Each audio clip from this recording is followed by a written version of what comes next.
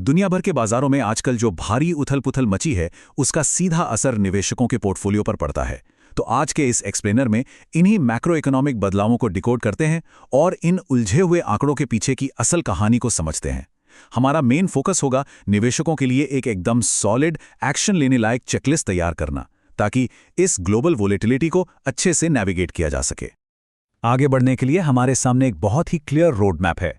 सबसे पहले बात करेंगे ऑस्टेरिटी यानी किफ़ायत की अपील के बारे में, फिर समझेंगे फॉरेक्स ड्रेन के पूरे मैकेनिज्म को, इसके बाद देखेंगे कि इन सब का पोर्टफोलियो पर क्या असर होता है, और फिर हम अपनी मेन इन्वेस्टर एक्शन चेकलिस्ट पर आएंगे। अंत में इस बात पर चर्चा करेंगे कि आज के समय में डाइवर्सिफिकेशन इतना ज़्यादा ज़रूरी क्यों हो गया है। भाग 1, ऑस्टेरिटी की अपील। वर्तमान आर्थिक माहौल को समझने के लिए सबसे पहले उस असाधारण अपील पर नजर डालनी होगी जो हाल ही में प्रधानमंत्री की तरफ से आर्थिक अनुशासन को लेकर की गई है। सरकार की तरफ से सीधे तौर पर खपत कम करने की सलाह आना कोई आम बात नहीं है। ये बात अपने आप में बहुत कुछ कहती है। जब प्रधानमंत्री की तरफ से ये अपील आए कि विदेशी मुद्रा बचानी है, सोने की खरीद टालनी है और छुट्टियां देश में ही मनानी है, मतलब जब ग्लोबल क्राइसिस का असर सीधा अर्थव्यवस्था पर पड़े तो देश को सुरक्षित रखने के लिए लोगों की आम आदतों में बदलाव की जरूरत पड़ी जाती है। सरकार ने जो कदम सुझाए हैं वो एकदम स्पेसिफिक हैं। विदेशी यात्राओं को टालना, फिजिकल गोल्ड ना खरीदना, कार पूलिंग करना और घरेलू उत्पादों को अपनाना। अब देखिए, इन बातों पर राजनीतिक बहसें तो होती रहती हैं, लेकिन इसके पीछे का जो कोर मैसेज है वो बिल्कुल साफ है। इन खास खर्चों को कम करके देश की अर्थव्यवस्था को बाहरी झटकों से बचाना है। एक तरह से ये गैर जरूरी चीजों पर विदेशी मुद्रा खर्च न करने का सीधा सिग्नल है। भाग 2, फॉरेक्स ड्रेन को समझना। अब यहाँ सबसे इंटरेस्टिंग बात यह समझना है कि कैसे मिडिल ईस्ट में चल रहा कोई संघर्ष यहाँ बैठे एक आम निवेशक के वॉलेट पर असर डालता है। इसका पूरा मैक्रो इकोनॉमिक्स काम कैसे करता है। ये पूरा मामला बिल्कुल एक डोमिनो इफेक्ट की तरह काम करता है। दुनिया के किसी कोने में कोई संघर्ष होता है जिससे शिपिंग के रास्ते ब्लॉक हो जाते हैं। नतीजा, कच्चे तेल के दाम अचानक से आसमान छूने लगते हैं। इससे भारत का इंपोर्ट बिल तेजी से बढ़ता है और इन महंगे बिलों का पेमेंट करने के लिए देश के डॉलर रिजर्व यानी फॉरेक्स खाली होने लगते हैं। और जब डॉलर रिजर्व कम होता है तो हमारी लोकल करेंसी यानी रुपये में भारी गिरावट आती है। इसी पूरी साइकिल को इंपोर्टेड इन्फ्लेशन कहा जाता है, यानी वो महंगाई जो बाहरी दुनिया के कारणों से हमारे देश में आती है। क्योंकि भारत अपने इस्तेमाल का करीब 85% कच्चा तेल इंपोर्ट करता है, इसलिए ग्लोबल मार्केट में तेल के दाम बढ़ते ही उसका सीधा असर हमारे ट्रांसपोर्टेशन, मैन्युफैक्चरिंग और यहाँ तक कि खाने पीने की चीज़ों पर तुरंत दिखने लगता है। जरा इस एक नंबर पर गौर कीजिए, 100 करोड़ रुपए। रिपोर्ट्स बताती हैं कि ऑयल मार्केटिंग कंपनियों को हर दिन इतना भारी नुकसान उठाना पड़ रहा है। और ये नुकसान क्यों हो रहा है? सिर्फ इसीलिए ताकि आम उपभोक्ताओं को इंटरनेशनल मार्केट में कच्चे तेल की आसमान छूती कीमतों के सीधे झटके से बचाया जा सके। ये इकोनॉमी के लिए कोई छोटा मोटा दबाव नहीं है। भाग 3, पोर्टफोलियो पर प्रभाव। अब इस पूरी नेशनल इकोनॉमी की तस्वीर से हटकर बात करते हैं घरेलू पोर्टफोलियो की। इन बड़े मैक्रो ट्रेंड्स का हमारे और आपके डोमेस्टिक इन्वेस्टमेंट्स पर बहुत ही गहरा और सीधा असर पड़ता है। अभी जो हालात हैं उसमें अमेरिका अपनी ब्याज दरों को काफी ऊपर रखे हुए हैं और इसी वजह से फॉरेन इंस्टीट्यूशनल इन्वेस्टर्स यानी FIIs लगातार पैसा बाहर निकाल रहे हैं। इससे डोमेस्टिक मार्केट पर एक स्ट्रक्चरल दबाव बन गया है। इसके साथ ही भू राजनीतिक तनावों की वजह से बाहर से आने वाले रेमिटेंस में भी रुकावट आई है, जिससे डॉलर की आवक और भी कम हो गई है। ये पॉइंट बहुत क्रूशियल है। कागज पर एक लोकल पोर्टफोलियो बहुत शानदार लग सकता है।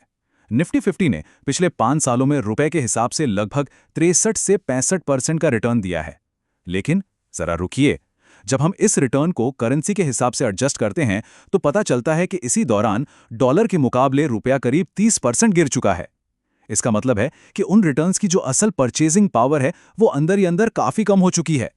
भाग 4, निवेशक एक्शन चेकलिस्ट। ये इस एक्सप्लेनर का सबसे अहम हिस्सा है। अब तक हमने जो भी मैक्रो डेटा समझा उससे एक प्रैक्टिकल और स्टेप बाय स्टेप गाइड में कैसे बदलें, वेल्थ को सुरक्षित रखने के लिए क्या करना चाहिए।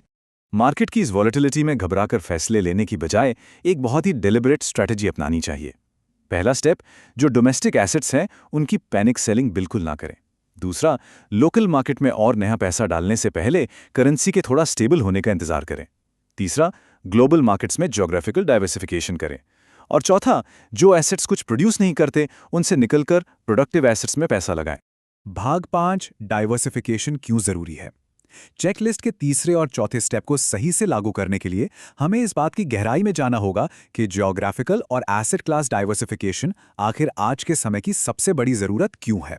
अगर ध्यान दिया जाए तो असली वैल्यू अक्सर हमारे लोकल मार्केट्स के बाहर भी मौजूद होती है। इसे ऐसे समझिए, हमारा घरेलू निफ्टी 50 लगभग 20 के प्राइस टू अर्निंग यानी पीई रेशो पर ट्रेड कर रहा है। वहीं दूसरी तरफ मेटा जैसी हाई ग्रोथ ग्लोबल टेक कंपनियां लगभग 17 से 18 के फॉरवर्ड पीई पर उपलब्ध हैं। मतलब बेहतर वैल्यूएशन और ग्रोथ के मौके सीमाओं के पार भी मिल रहे हैं। इसके अलावा फिजिकल गोल्ड जैसी नॉन प्रोडक्टिव चीजों से बचना पूरी तरह से एक विन विन सिचुएशन है। एक तरफ ये देश के कीमती फॉरेक्स रिजर्व को बाहर जाने से रोकता है और दूसरी तरफ निवेशकों का पैसा इक्विटी और टेक जैसे प्रोडक्टिव एसेट्स में जाता है। यहाँ पैसा आइडल नहीं पड़ा रहता, बल्कि बिजनेस की ग्रोथ के साथ साथ आपकी वेल्थ को लगातार कंपाउंड करता है। तो असल में ट्रू डाइवर्सिफिकेशन क्या है? ये सिर्फ 4-5 लोकल म्यूचुअल फंड्स खरीद लेने भर से नहीं होता। इसके लिए एक ही करेंसी के इकोसिस्टम से बाहर निकलना पड़ता है। LRS यानी लिबरलाइज्ड रेमिटेंस स्कीम जैसे लीगल फ्रेमवर्क का इस्तेमाल करके सालाना $2.5 लाख तक ग्लोबल अपॉर्चुनिटीज में इन्वेस्ट किया जा सकता है। इससे AI जैसी टेक्नोलॉजी के जो बड़े और लंबे समय के स्ट्रक्चरल ग्रोथ ट्रेंड्स हैं, उनमें भी हिस्सेदारी ली जा सकती है। तो बॉटम लाइन ये है, जब हम ज्योग्राफिकल डाइवर्सिफिकेशन करते हैं और इंपोर्ट किए हुए सोने की बजाय प्रोडक्टिव इक्विटी को चुनते हैं, तो एक तरफ हम अपने पोर्टफोलियो को महंगाई से बचाते हैं और साथ ही देश की इकोनॉमी को भी मजबूत करने में अपना रोल निभा रहे होते हैं। एक सही ग्लोबल विजन के साथ किया गया निवेश पर्सनल वेल्थ को तो बढ़ाता ही है, देश पर पड़ रहे मैक्रो इकोनॉमिक दबाव को भी कम करता है। जाते जाते इस एक आखिरी सवाल पर जरूर विचार कीजिएगा, क्या कोई पोर्टफोलियो सच में डाइवर्सिफाइड कहा जा सकता है अगर वो पूरी तरह से सिर्फ और सिर्फ एक ही करेंसी पर टिका हुआ हो? अपने इन्वेस्टमेंट में करेंसी के इस रिस्क को इवैल्यूएट करना शायद इस दशक का सबसे क्रूशियल कदम हो सकता है। आज के इस एक्सप्लेनर में बस इतना ही।